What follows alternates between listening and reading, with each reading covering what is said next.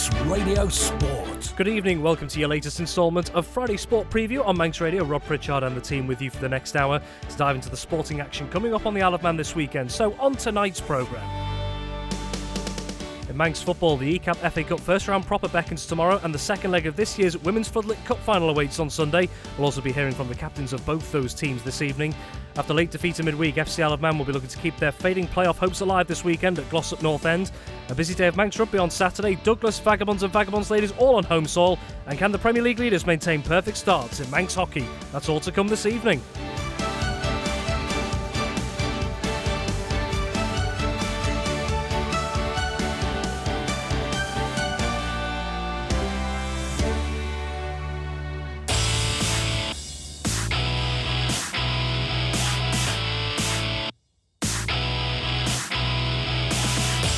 Welcome back to Friday Sport Preview on Manx Radio. Rob Pritchard and the team with you here for the next hour or so to take a look at all the football, rugby and hockey action coming up on the Isle of Man and further afield on Saturday and Sunday. We're going to turn our attention to football first, and in fact turn our attention to start with to women's football on the Isle of Man, because a big occasion beckons this weekend. After over 2 months since the first leg of the competition, the second leg of the 11-a-side Canada Life Women's Floodlit Cup final takes place this Sunday between Corinthians and Peel. Neither side could be separated after the first leg. So how will the second leg pan out this weekend? Well, I'm delighted to be joined by the captains of both sides, Anna Shaw from Corinthians and also Becky Corkish from Peel as well. Anna, Becky, thank you very much for joining us. Anna, actually, I'm going to come to you first, actually, because it's been a while since we caught up with you here on Manx Radio as well. So first off, from your side of things, I believe you've spent a little bit of time out with injury as well, but coming back into things at the moment. How are you and the team feeling going into this weekend?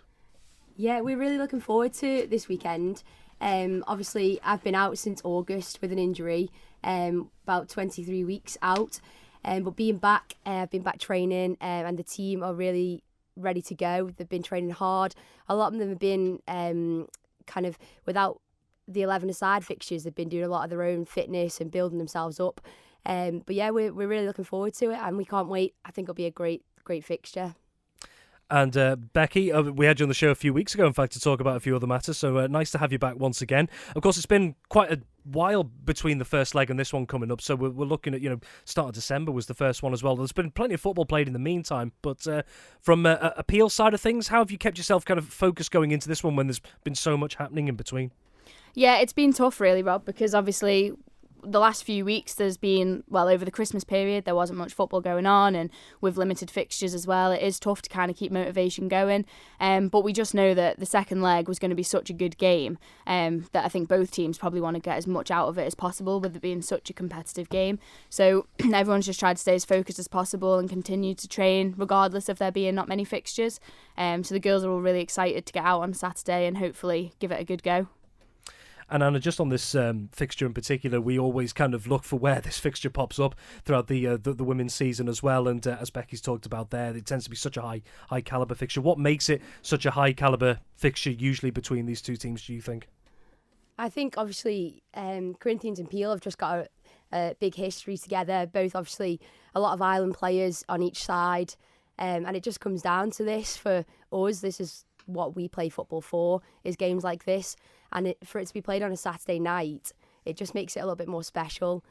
Having, Saturday night fixture under the floodlights, it's an exciting game.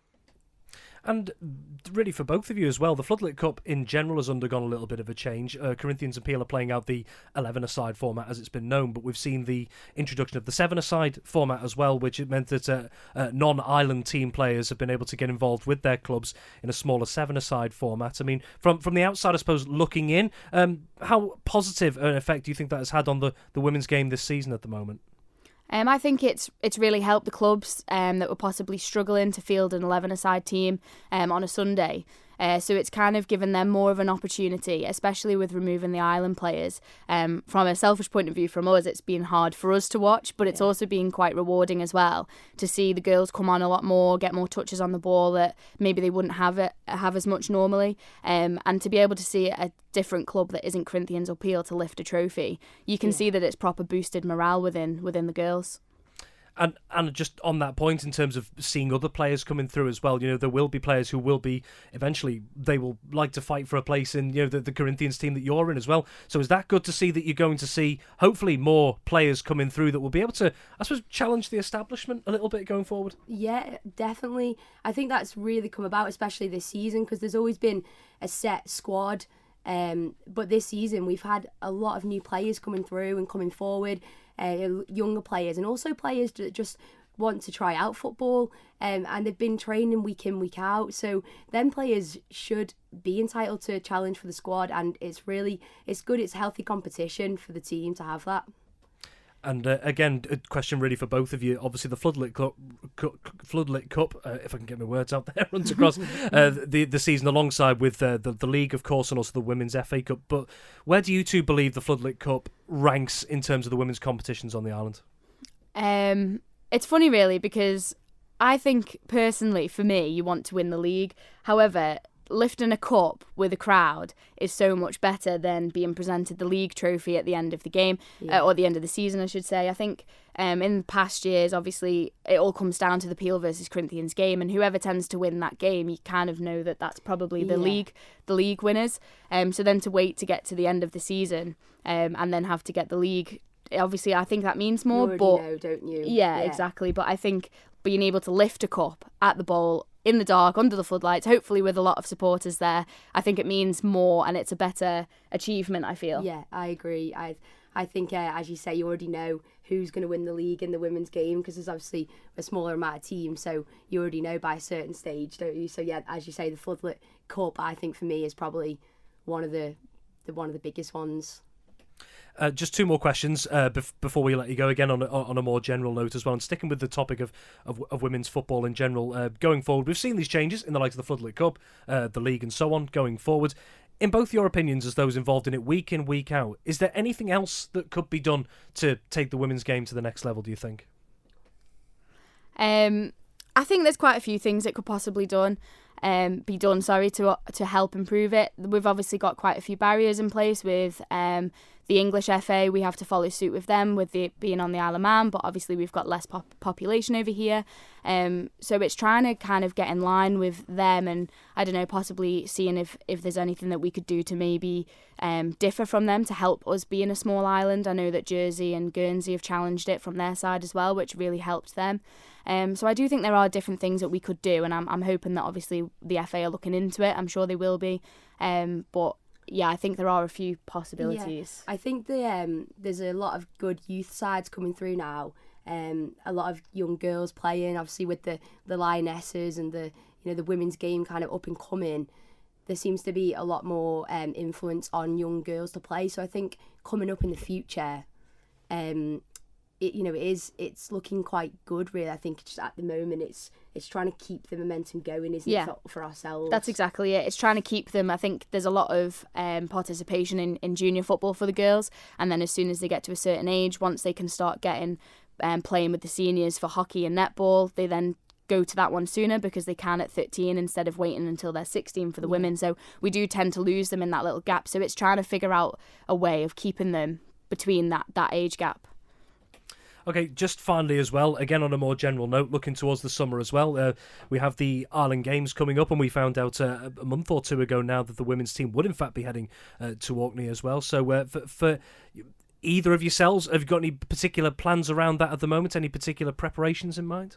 I think it's just trying to get as fit as possible. We've obviously missed out now on the last 5 to 6 months of originally knowing that we weren't in the draw, not having many local fixtures, so we've probably been on the back foot really when it comes to fitness. I think technically the team is more than able of going the whole way technically, and with the ability that we have football-wise, I think the fitness is what we're going to have to really work hard on now. Yeah, I think it's also the game fitness, because obviously you can do your own fitness, but actually match fitness is big. So I think getting a few friendlies, in the pipeline, that would be, great for us to just be prepared really. Because at the moment, I think a lot of us, as you say, haven't played football in a while. So yeah, friendlies is a big one, I think, for us to get prepared.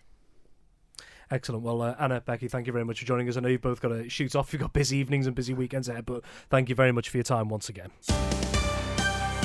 Manx Radio Sport.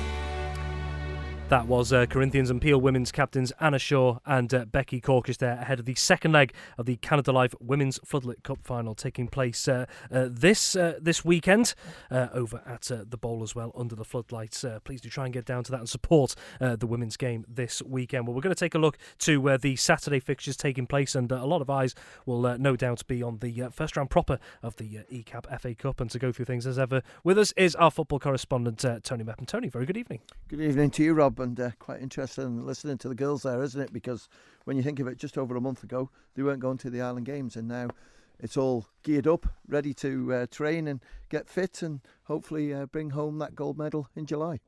We'll have to wait and see. Right, we're going to have to take a quick look through the fixtures this Saturday. We will start with the Ecap FA Cup first round proper. Games kicking off at the slightly earlier time of 1:30pm. That, of course, to account for extra time and penalties should they be needed across the fixtures. We'll start with an all-Premier League clash over at Glen Road, and that's at Laxey. As seems to be the case, we marvel at Laxey sometimes, particularly in the attacking side of things, but other times just doesn't seem to quite work out for them. They're coming up against St George's side, Tony, that have had a bit of a rejuvenation in the last couple of weeks. They have, and I watched them last week, Rob, and I was very impressed. I think just the grit and determination from all the players on the park showed that they are going to try everything they can to survive in the Canada Life Premier League, and well, what a couple of weeks it's been for Chris Bass being appointed as manager of the Ireland team, and then last week a couple of goals for him, one the week before, so it went really well. But just right the way through, there's one or two sort of really good players in there. I thought Ashley Higginbottom at the back kept things nice and solid with Johnny Myers in there as well. Morgan Naylor's a very accomplished player, so it was looking good for them. But certainly against Laxey, Jekyll and Hyde, isn't it? But there's no doubt about it. The man in form at the moment for them is Eric Hill with 2 hat-tricks in 2 games. Indeed, and then a battle of 2 Premier League heavyweights as well up at Andreas playing fields. Ayr United up against Corinthians, and Tony, a few weeks ago we may have looked at this as Ayr United potentially going in as favourites, but just not quite themselves at the moment up against the Corinthians team. Got a great result in the league against Peel a couple of weeks ago as well. Now leapfrogged Ayr United in the Premier League standings, so where do both teams stand now? Well, I think Corinthians stand in a really good place, and Ayr United are just searching for that form again. It's very difficult when you're losing 1 or 2 key players through to injuries. I'm looking at Johnny Shields, one. Danny Oram's been missing for quite a while now. So Nick Hurt, I think, I spoke to him when they played against Corinthians, and he just said at the moment, I just haven't got the numbers to put a real quality team out there. But still great players in there when you look at people like Chris Juggan. You've also got Sean Kelly, who's magnificent, and you've got Jamie Callister at the back to keep things tight, and then Nathan Tier. But I just think Corinthians at the moment have got the bit between the teeth, and that result against Peel was a massive pointer. And I'm looking at Nathan Little back in, Joe Marquez's back in. That really put strength in that Corinthians team. I think they'll continue. And then we have an all Division 2 clash over at Springfield Road as Pulrose United host a Colby side who, as it stands, Tony, are right in the race at the moment for promotion from Division 2 in the league. Been scoring plenty of goals as well. Carl Hickey, one of them, has been banging them in for fun. And just right the way through the whole team, there's been a lot of confidence. But again, Colby are up and down. There's a big push on for the Combi to win the league, and some players maybe could go into the first team, make them a lot stronger. But against Pulrose, looking at the league table, it has to be a Colby victory. And then again, a way of a Northern Derby as well. This will be an interesting occasion as well. Ramsey Youth Centre and Old Boys, again, like Colby, right in the mix at the moment, battling for promotion from Division 2 as it stands, up against a Ramsey side who, in the Premier League at the moment, haven't quite hit the heights of last season just yet. They haven't, but when you look at them, Rob, and look at the league table from a month ago and where they are now, they're in a far better place. They've been playing quite well, Ramsey, to be fair. Ramsey Youth Centre are a league lower than them, but when you look at it, they're, 3rd in the league, and when you look at Ramsey, they're 4th, 5th in the Premier League. So it's going to be a massive game. It's a Northern Derby as well, so look out Ramsey Town tomorrow night. But I watched Ramsey Youth Centre a couple of weeks ago against Maloo. They battled really well, but against Ramsey it's going to be so difficult for them. And with people like Dylan Pickles and others in there who can score goals, that'll be the difference, and I'd go for Ramsey to go through. And then out in the west, the current Canada Life Men's Premier League leaders Peel coming up against a Union Mill side who, in the last few weeks, Tony, have picked up some big results, but also maybe some big disappointments as well. Well, they have, and one of them was against Peel, so they know what's coming, and to concede 6 goals wasn't really what they wanted. But wow, Thomas Brown, he's been quiet, hasn't he? But he made up for it last week. He scored 5 of the 6 goals, so well done to him. But certainly Union Mills, Ryan Kelly will be just wondering where it's all gone wrong. They've got quality right the way through. Defence is strong, but they've got to sort of keep clean sheets and try and score goals and stop the other team. It's going to be so difficult. Daniel Bell will play for Peel. I believe, Daniel Ace is in the team as well. No Ben Woodridge, which won't help things, but I've still got the experience there of Peel, who'll take the victory away from Union Mills. Croyt Lowry, this could be a potentially interesting one. Russian United, who had a tough start to the season, but are now currently on a run of 3 straight victories, which has put them in a much healthier place in the Canada Life Men's Premier League. They're going to be at home against Braddon, who are currently commanding Division 2 right now at the top of the table. Will this be a good test for Braddon to realise that if they do make it back up to the top flight, what they could be up against? It will be a test for them, but you've just hit the nail on the head. Those 3 victories that Russian have had lately, and also the amount of goals that they've scored, is pleasing right the way through the whole team. They've kept clean sheets as well, which is brilliant. But I'm going to this one, so I'll keep you posted throughout the afternoon how this one goes. But I just think the current form that Russian United in is quite interesting as well, that you're listening to the Premiership teams near the top of the league are saying, well, I've got Russian to play yet, and this is going to be tricky. So it's a great place to be for Russian, and they do like this cup competition. There's no doubt about it. And Andrew Moody's team will be chuffed to bits the way things are going for them. I'm going to go for Russian United to beat Braddon, but Russian are going to be careful. It was a similar scenario last year when they had Foxdale, and it was a warning for them. They just won it, and it could be the same situation against Braddon. The other 2 ties, Pitt Premier League opposition against Division 2 opposition. One of those slightly late to kick off at 1:45pm at the Bowl. Pitt's St Mary's pushing toward the top of the Canada Life Men's Premier League against the Douglas and District team, Tony, that are still winless and bottom of Division 2. Yeah, it's going to be a tough afternoon, I think. And usually in these sort of games, you find that they can sort of hang on for maybe 35, 40 minutes. I'm not being cruel here. And then suddenly the fitness just comes through. And when you've got a pacey winger like Joe Pearcust at you, your left full-back has got to be really on his game because he's so quick and delivers well and can score goals. But, right the way through the team, Josh Evans, probably Carl Clark at the back will keep things nice and tight. But, Douglas and District, Richard Radcliffe's the main threat for them, but they've got to get the ball to him. It's going to be a difficult afternoon, and that's why I go for St Mary's to win. And finally, another team having a challenging season just as it stands at the moment, Governors Athletic in Division 2, up against a Foxdale side, Tony, that started the Canada Life Men's Premier League very strongly, missing a couple of key players at the moment and just seem a little bit out of sorts at the moment. Yeah, Lee Gale's on his way back, so he shouldn't be far away. He could be in flight now. I don't know where he is at the moment, but he's had a great holiday. But Foxdale, I watched them last week, Rob, against St George's, and they were pretty poor, to be fair. They just didn't create too many chances.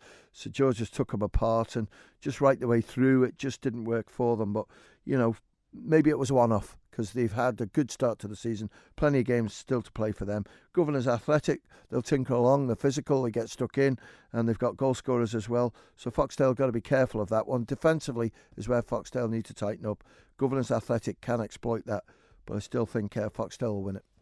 So those are your Ecap FA Cup first round proper fixtures, all getting underway at 1:30pm tomorrow, with the exception of St Mary's versus Douglas and District just starting slightly later at 1:45pm. Elsewhere, we do have the regular selection of league fixtures taking place. Tony, before we move into these, are we aware of any postponements at this point this weekend? Yeah, there's one just come in, Rob, and that's in combination 2, and that's Douglas High School Old Boys against Douglas Royal. Douglas Royal got players injured, players away, not available through work commitments, and unfortunately can't field the team. That's the only one.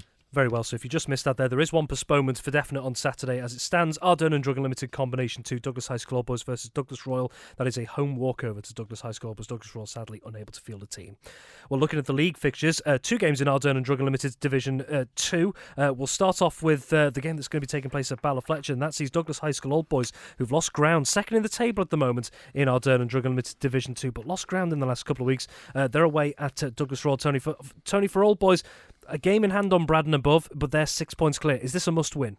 I think it is a must-win, and against Douglas Royal, when you look at the league table, they should do it because Douglas Royal are 7th with Douglas High School Old Boys 2nd. But when you look at the games that they've had, they lost to Old Boys, in the game at Blackberry Lane, and they've just got to, just stay disciplined and just play football. They've got some really exciting young players in there.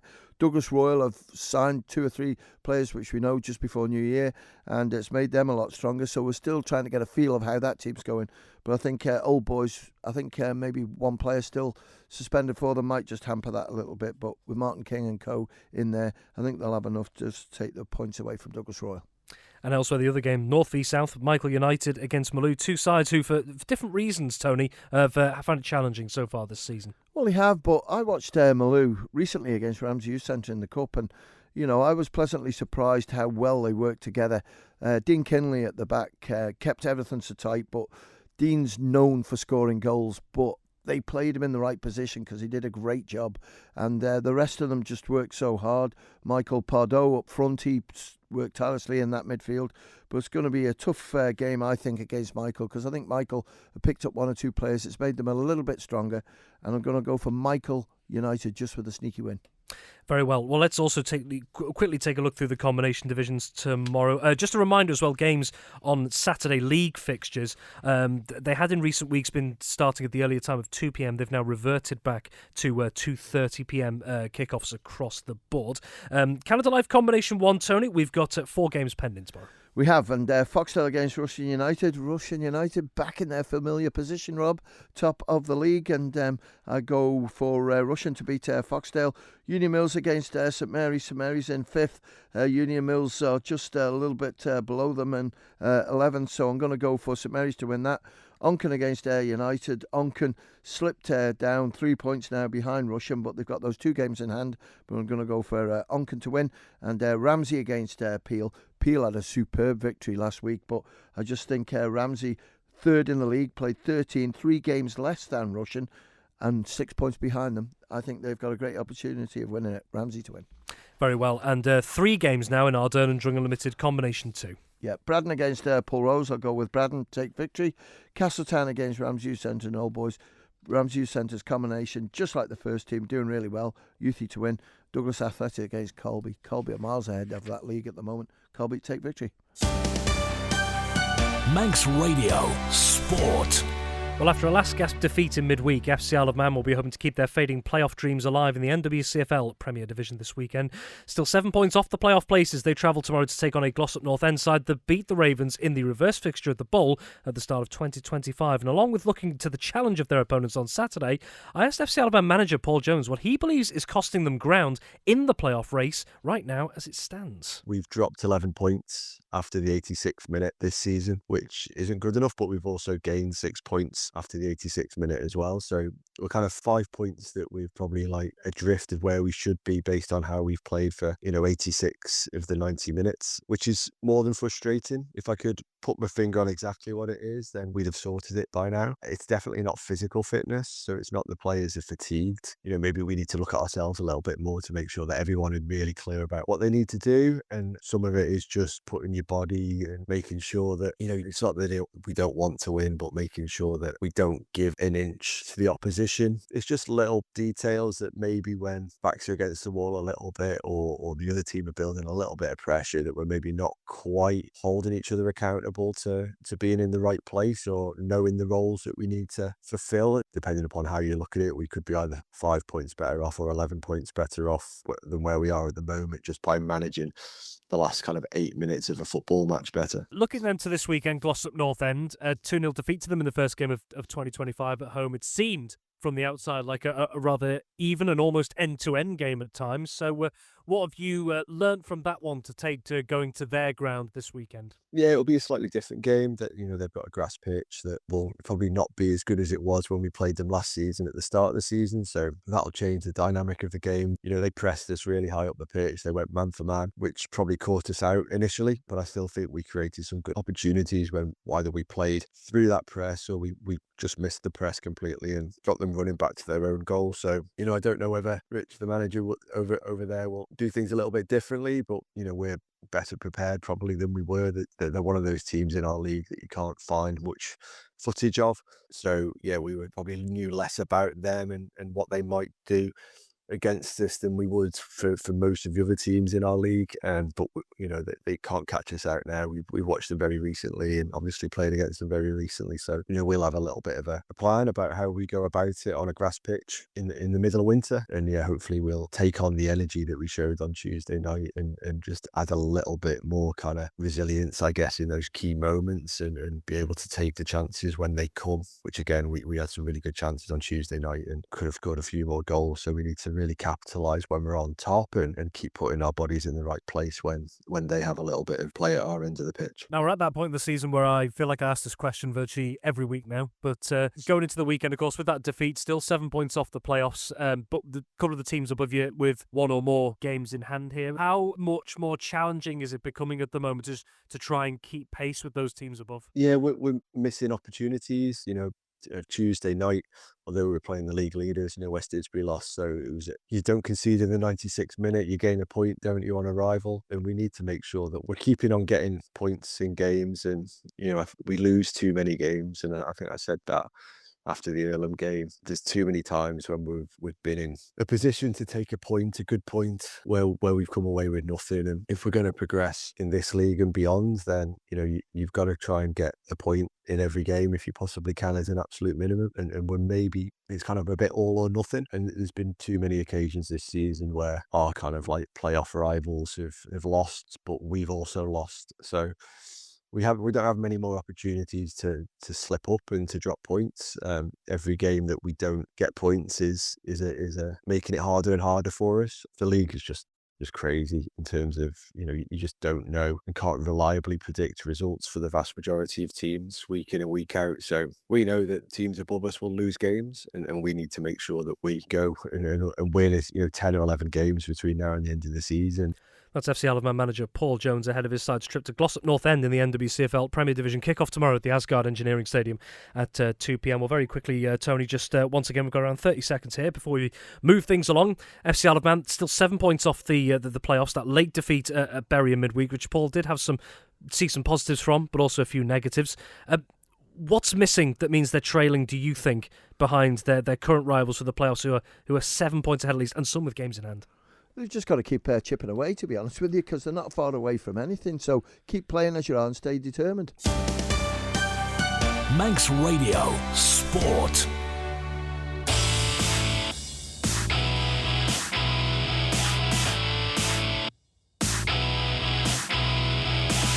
Welcome back to Friday Sports Preview on Manx Radio. We're going to be turning our attentions to rugby over the next few minutes or so, and what's going to be a busy schedule of weekend fixtures across the Isle of Man. Douglas, Vagabonds and Vagabonds Ladies, all on home soil on Saturday afternoon, on Saturday morning, in fact, as part of the fixtures. There's going to be several hours of rugby action across the island, particularly in and around the island capital. And to go through things, as always, with us is our rugby correspondent, Dave Christian. Well, Dave, to start with, we'll turn our attentions to Douglas and a game that really has been cursed throughout the season so far with the weather and travel disruption, but we're hoping, third time lucky, we're going to get the Regional 2 Northwest game between Douglas and Eccles at Portishead on Saturday afternoon. Indeed. Rob, I'm looking at the high pressure weather system we're sitting in and realising that can bring fog at these times of the year. And I've just got my fingers crossed. We can't trust anything, can we? No. I've got my fingers crossed that Manannan doesn't throw his cloak down tomorrow. We should be okay, but that it's always a risk when teams are flying in. Kick-off times all over the place as well, with the games at Portishead and Ballafletcher. But the Douglas game at Portishead, which is the one we're focusing on right now, Douglas versus Eccles, that kicks off at 2 o'clock. That's 2 p.m. So get yourselves down there if you want to see that. Eccles are bottom. Douglas are potentially chasing a top 5 finish. They've got it in them. They're going to have home advantage. Eccles aren't enjoying the best of seasons either. I think they're 2 from 14 in terms of wins. Douglas 6 from 16, which isn't that much better, but they've picked up a lot more points, and that has created a bit of a gap between Douglas and the bottom of the table, which is fantastic for Douglas, but perhaps not quite so good for the clubs down there in the doldrums. Douglas, I felt they should have done better last week, and they lost fairly narrowly. But, and it's a big but, Eccles at home is a different kettle of fish altogether.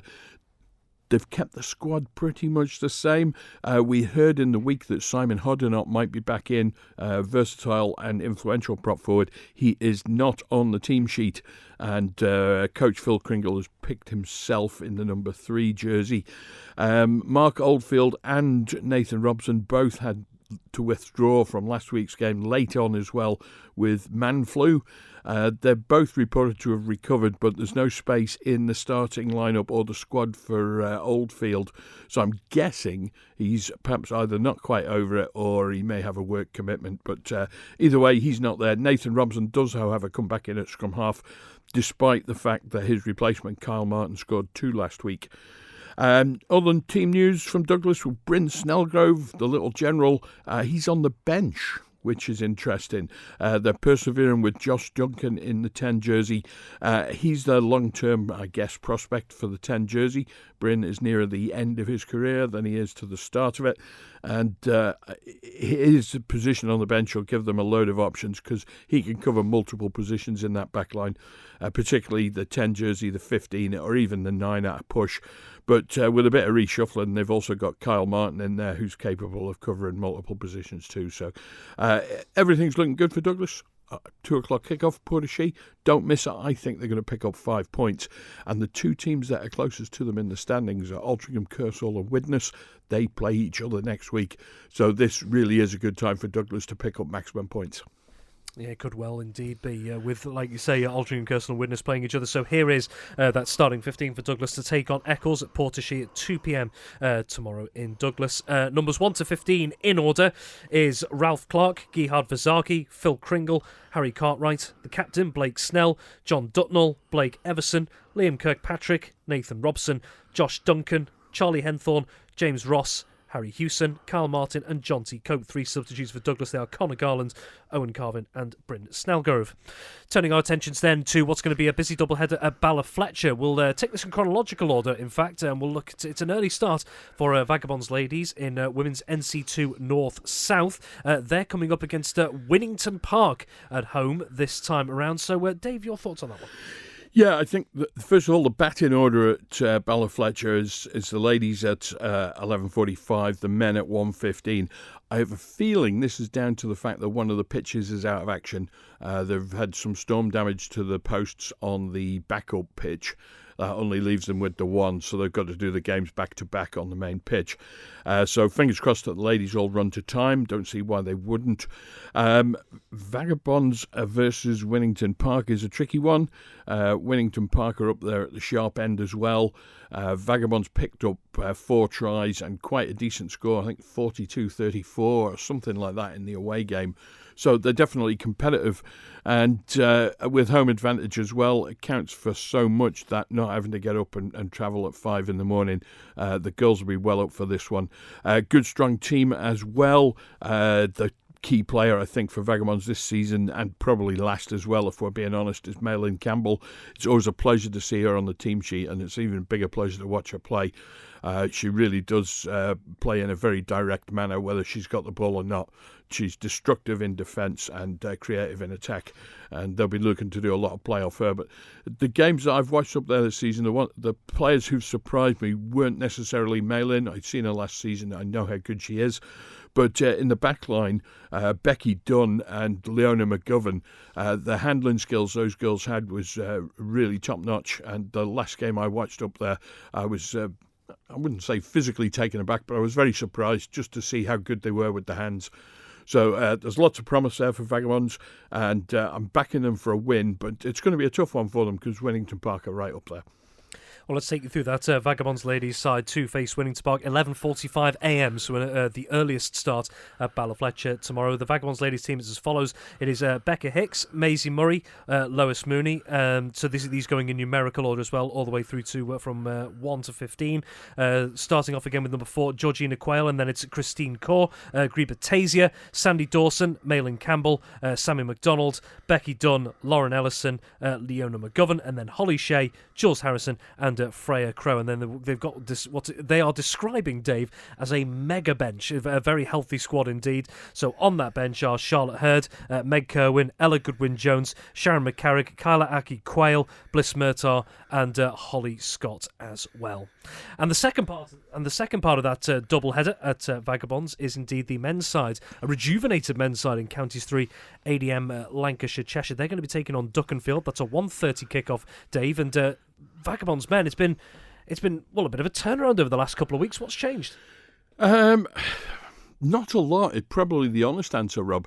The guys have got a fairly tight squad. They don't have that much option in terms of making changes to the squad either. So that team have been playing together since September now. And if you continually play together, you will continually improve. And that, I think, is the only thing we've seen, because there's no new faces up there. There's no massive new signings come in. There are a couple of eyebrow twitchers on the team sheet. I'll come to them very shortly. But at the start of the season, Duckenfield were the whipping boys of the league. They picked up an early win when they were given a home walkover in a game against Orrell. And from that point onwards, they lost. They've picked up a couple of wins more recently, which have moved them a little bit away from Vagabonds in the table, but there's not that much in it. And I think Vagabonds have got an excellent chance for some points, and hopefully maximum points as well. No real changes to the team. I know last week they picked up injuries to Archie Benson, which looks like it might keep him out for a little while. That was a knee injury, and somebody else, off the top of my head, I can't recall who it was, but somebody else went off with what was suspected to be a broken cheekbone late on in the game. If that is as suspected as that turned out to be true, then whoever that was will be missing as well. We also know they're missing Mitch Wells from his neck injury a couple of weeks ago. So the injuries are starting to appear, cracks maybe in the side, but good strong side out for them tomorrow. Eyebrow twitchers were, first of all, Ed Knight starting at number 8. Ed Knight with Western Vikings, and I know players are allowed to be dual registered for playing at Vagabonds level in the English League system. And also from Western Vikings on the bench, we've got Harry Goodwin. So those two guys from Vikings getting a bit of league experience. Ed is an excellent player. He scored 2 tries in the game against Ramsey last week at the Murdoch Park. Harry Goodwin can also kick goals if you want him to, but he's front row, second row, back row, and a really combative player when he's got the ball in hand. So it's good to see those guys getting a bit of league experience. Fingers crossed for Vagabonds. I think they can beat Duckenfield. Very well, and let's take you through that Vagabonds men's side to face Duckenfield 1:30pm tomorrow at Ballafletcher. It is as follows: Joe Lau, Will Spurway, Matthew Rockwell, John Ferguson, Aaron Sloan, Matty Jones, Ed Knight, Gav Turnbull, Matty Williams, the captain, Daniel Bonwick, Tom Gascoigne, Cal Donnell, Nathan Wiley, Cam Finley, and Tom Neeson. 3 substitutes for Francie Gamish's side. They are Lewis Horton Casella, Harry Goodwin, and Norman Winterback. Dave, thank you very much for your time. We'll be hearing from you on Saturday Live tomorrow. Don't go anywhere, because in the next few moments we're going to be taking a look at hockey, and can the 2 unbeaten Premier League frontrunners continue their perfect starts? We're going to find out more in just a few moments. Manx Radio Sport.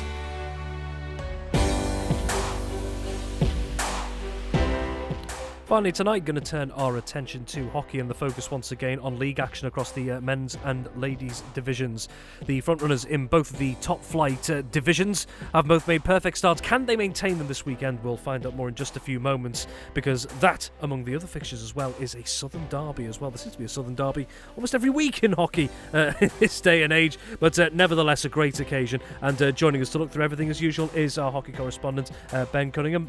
Ben, very good evening. Just to start with, actually, we'll just turn our attention quickly to what happened last Sunday as well, and 3 of the island's national sides in action, 2 junior sides and also the over 45s, the Masters side, in their respective England Hockey Championship competitions. Now, great news for the Isle of Man under-14 girls team in their competition, beating Garstang by 1-0 to progress yet again.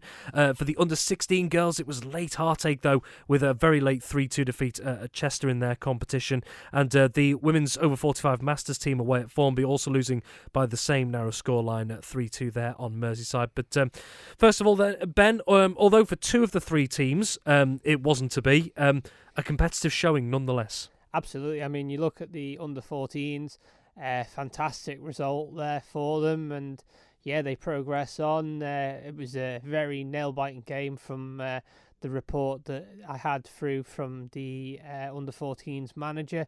For the under-16s, though, it was heartbreak right at the death. It was at the last minute that they conceded that goal. It was heartbreak for them.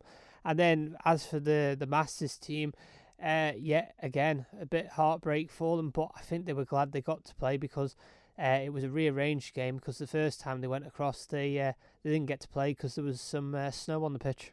Yeah, we've had a few weekends like that, haven't we? Just a reminder, the details of how those Ireland teams got on last weekend is available over on the Manx Radio Sports Hub over at manxradio.com, all the sports news and more over there at the moment. So just to run you through that, of course, we did mention the under-14 girls 1-0 victors over Garstang there, and it was Faith Tier with the first and decisive goal in that particular game, and that late defeat that the under-16s had 3-2 away at Chester as well. That was a very close game indeed for them, and it's just got the scorers in front of us here. Sophie Partington and Sienna Millward with the goals for the Ireland side in that one, and the 3-2 defeat for the over 45 women's Masters team at Formby. It was a brace for Donna Harrison, not quite enough despite her being in great goal scoring form. They now drop into tier 2 of that particular age group of the knockout championships. They were in the EH tier 1 over 45s knockout. They're now moving to tier 2 after that defeat. Well, looking ahead then to this weekend and back to the league action that's taking place, a full programme of fixtures down at the moment across the respective divisions. But Ben, very quickly actually, we say they're a full programme, but we have had a couple of games called off ahead of the weekend as well, haven't we? Yeah, in men's Division 2, Backers Colts against Vikings C. That's been awarded to Vikings C. Unfortunately, Backers Colts can't field a team. And then the other fixture is in the under-15s, and that's Vikings B against Valkyries B. That's now an away walkover to Valkyries. Unfortunately, Vikings B can't field a team, but still lots of fixtures to come. Indeed. Let's take a look through the fixtures that are taking place. We'll start with the men's Premier League as well. They've got two games pushing back at 12:35. Starting at the NSC, Valkyries B up against the Vikings A side, who will be looking to try and catch Backers A at the top in these early stages. Yeah, absolutely. And I mean, it was a nail-biting game last weekend for Vikings A against Backers A. 1-0 defeat for Vikings A, and Andy White in goal was all it had between the two sides. For Valkyries B, though, they need to get points on the board and fast. Both the two teams that potentially they could be fighting with both got wins last weekend, so they are a little bit of a gap ahead of them, but still Valkyries B on the bottom of that league with no points on the board so far, so they really need to get some points on the board against the Vikings A team, who will be desperately wanting to get back to winning ways after last weekend. I think it's going to be a hard task, so a Vikings A win. The other 12:35 pushback pits Castletown A up against Harlequins A at Castle Russian High School. Two teams who do have one win from three so far. So they do have wins on the board to work with coming up against each other. There could be valuable points for either side if anyone was to take the upper hand in this one. Absolutely, and this is one of the two games we're going to cover for Saturday Live tomorrow. This one's going to be very, very close, I reckon. Two sides very evenly matched in abilities and both sitting in the same position, like you say, Rob. So it's got the makings of a real good game ahead. And the final game in the men's Premier League pits so the current leaders Backers A, 3 wins from 3, looking to maintain that 100% record, try and make it 4 from 4. They'll face Valkyries A at the NSC at 2:05, that pushback. And Backers A, Ben, not just 3 wins from 3, 20 goals scored, just the 1 conceded in those opening 3 games. Quite a start. It's a massive start, and it's a massive statement when you look at all the other teams as well. To only concede just that 1 goal so far is testament to Backers' defence and their keeper. Valkyries A, though, of course, last weekend they lost to Harlequins A, so they'll want to get back to winning ways, definitely. But Backers A looking really good so far, and I think it's going to be a hard task for Valkyries A to stop them. But who knows? Indeed, who knows? And if Valkyries A needed any more further motivation, if they were to upset the odds and take maximum points tomorrow, they'd actually go level on points with Backers A at the top. So plenty to play for Valkyries A side of things as well. Turning our attention then to the Ladies Premier League, and we've got 3 games there, all of those pushing back at 2:05. We'll start with the game that's going to be taking place at QE2, and Valkyrie versus Vikings A, that 2:05 pushback, and 2 teams, Ben, that historically have been battling away at the top of the Ladies Premier League over the last couple of years, but trailing in these opening couple of games. Yeah, both sides just haven't really seemed to have found their feet so far in the season. I mean, okay, Valkyrie did have a game midweek. That was their first fixture, which got cancelled due to Ramsey's pitch being not fit to be played on. That was right at the start of the season back in January. So they're now back at the same stage as Vikings A in the table. But yeah, both sides looking desperately to get points, and it could be a close one, this one. I think, though, it's possibly going to go Vikings' way, so Vikings A win. Very well. And then at Ramsey Grammar School, Ramsey A, 2 defeats in their opening 2 games, so still looking to get points on the board at the bottom of the Ladies Premier League up against the Backers A side. Currently sitting 3rd and could go joint 2nd depending on results elsewhere with a win. Absolutely, and I mean, Ramsey, like you say, at the bottom, still looking for their first win. They lost out last weekend to Harlequins A, who potentially could be their nearest contenders to that relegation battle. Backers A, though, of course, just lost out last weekend to Vikings A. Backers A did play Ramsey in the Cup, and they did come away with that one comfortably, so I'm going to go for a Backers A win on that one. And finally, in the Ladies Premier League, the frontrunners Castletown A, 3 wins from 3, scored 14 goals and yet to even concede at the moment, coming up against the Harlequins A side that have 1 win from their opening 3. That taking place at 2:05 at King William's College. Yeah, and this is the second game we're going to cover for Saturday Live. Yeah, Castletown looking really strong, yet to concede a goal, which is really great. 3 games in and yet to concede a goal. For Harlequins, though, they're coming into this on a two-game winning streak so far. They did beat Vikings A in the Cup, and then last weekend they beat Ramsey A, so they're coming into this on good form. But Castletown A yet to concede a goal and are flying in that Ladies Premier League so far. I'm going to go for a Castletown A win. Very well, let's take a quick look through the other divisions then. We've just got a couple of minutes, so start with the 3 games in Men's Division 1. Yeah, first one, 12:35 is Backers B against Ramsey A. I'm going to go for a Backers B win on that one. That's at Ramsey Grammar School. 2:05 is a real big one in this division, but Harlequins B against Backers C. I'm going to go for a Harlequins B win, and that's at Castle Rushen High School. And then at 3:30, Castle Rushen High School sees Castletown B against Vikings B, and I'm going to go for a Vikings B win on that one. And 3 games as well in Ladies Division 1, including a intra-club derby. Yes, another Castletown derby. There's 3 Castletown teams in this league, which makes it really interesting because there could be a Castletown derby any week. So yeah, the first game is at 11:05, and that's Castletown D against Backers B at the NSC. I'm going to go for a Backers B win on that one. 12:35 is Valkyries B against Vikings B at QE2.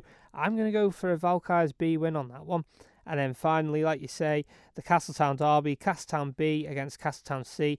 I'm going to go for the league leaders, Castletown B. And then looking at Men's Division 2, now there were 2 games, but if you missed it a moment ago, one of those games has now gone. The 9:35 pushback tomorrow morning at Ramsey Grammar School between Backers Colts and Vikings C. That has been awarded as an away walkover to Vikings C. Backers Colts unable to field a team. Nevertheless, one other game in Men's Division 2 taking place tomorrow.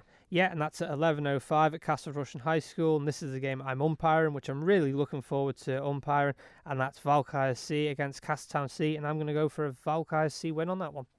And rounding out the senior leagues tomorrow, 3 games penned in for Ladies Division 2 on Saturday. 11:05 QE2 is Valkyries C against Vikings C. I'm going to go for a Valkyries C win on this one. They had a great win last weekend.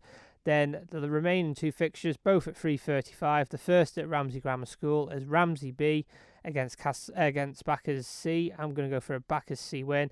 And then Castletown E against Harlequins B at King William's College. I'm going to go for a Harlequins B win.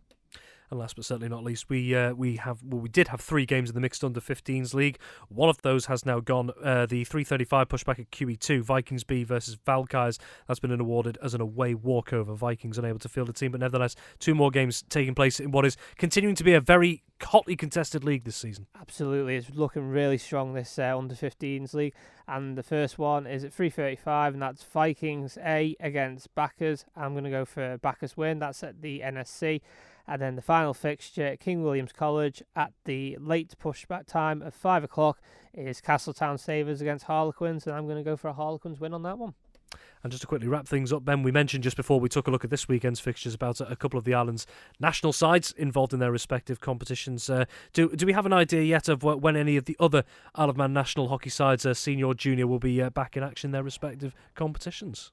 Possibly coming up soon. We're just waiting to hear about some fixtures that are due to be released very shortly. But once we get them, we will get them out to you and we'll get them published.